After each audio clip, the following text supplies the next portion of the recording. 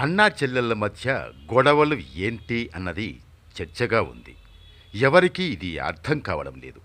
దగ్గరవారు కూడా దీని మీద ఏ సంగతి చెప్పలేకపోతున్నారు. జగన్ అయితే మౌనంగా ఉంటారు.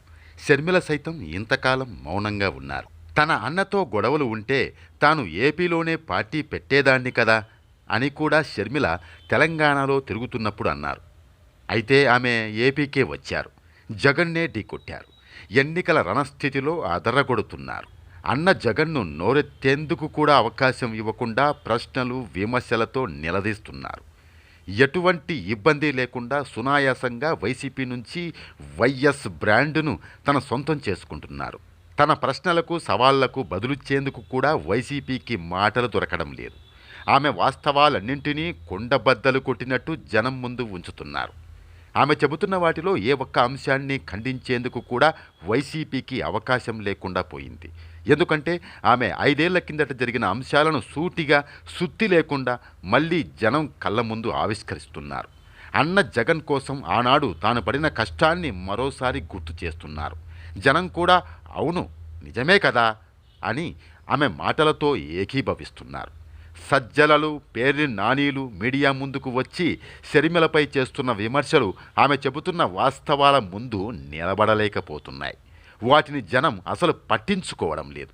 చంద్రబాబు స్క్రిప్ట్ అంటూ షర్మిలపై నిందలేసి చేతులు దులిపేసుకుందామన్న తాపత్రయమే తప్ప వైసీపీ నేతల్లో షర్మిలకు ధీటుగా బదులిచ్చేందుకు మ్యాటర్ లేకుండా పోయింది.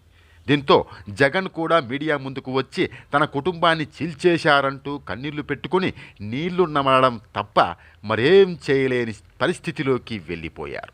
ఇంతకాలం పరదాల మాటును దాక్కున్న జగన్ను ఇప్పుడు ఆ పరదాలు తొలగించి చెల్లిని తల్లిని నిలవ నీడ లేకుండా తరిమేసిన దుర్మార్గుడిగా జనం ముందు నిలబెడుతున్నారు. తాజాగా తన అన్న జగన్ సొంత పార్టీ వైఎస్ఆర్ కాంగ్రెస్ పార్టీలో తన తండ్రి వైఎస్ లేరని కొండబద్దలు కొట్టేశారు.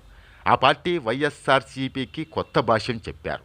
వైఎస్ఆర్సీపీలో వై అంటే వైవి సుబ్బారెడ్డి, వి అంటే విజయసాయిరెడ్డి, ఆర్ అంటే సజ్జల రామకృష్ణారెడ్డి అని వివరించారు. ఆ పార్టీలో వైఎస్ఆర్ లేరని, అది జగన్ సొంత పార్టీ అని, అది నియంత పార్టీ అని విమర్శలు గుప్పించారు. జగన్ నాయకత్వంలోని వైసీపీ ప్రజలను దోచుకునే పార్టీ, పేదల ప్రయోజనాలు పట్టని పార్టీ అంటూ దుమ్మెత్తిపోశారు.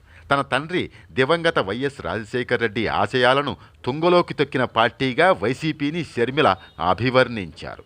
వైఎస్ రాజశేఖర రెడ్డి బిడ్డనైన తాను తండ్రి ఆశయ సాధన కోసం కాంగ్రెస్లో చేరి అడుగులు వేస్తుంటే ముప్పేట దాడి చేస్తున్నారని విమర్శించారు. తన అన్న వైసీపీ పార్టీని ఏర్పాటు చేసినప్పుడు తండ్రి ఆశయాల కోసం నిలబడతారని భ్రమించానని, ఆ పార్టీ కోసం కుటుంబాన్ని సైతం పక్కన పెట్టి 3200 కిలోమీటర్ల పాదయాత్ర చేసి అన్నకు అండగా నిలిచానని చెప్పారు. వైసీపీని భుజాల మీద వేసుకుని మోశానన్నారు. తన రక్తం చెమట ధారపోసి పార్టీని ఏపీలో అధికారంలోకి తీసుకువచ్చానని షర్మిల చెప్పారు.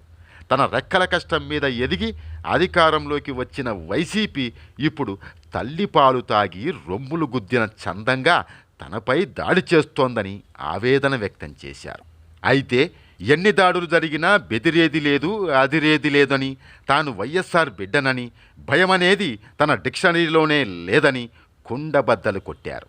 మొత్తానికి షర్మిల వ్యవహారం చూస్తే జగన్ మీద కత్తి కట్టి యుద్ధానికి సిద్ధం అంటున్నారు. ఇది రోజురోజుకు సరికొత్త మలుపు తీసుకోవడం కూడా విశేషం.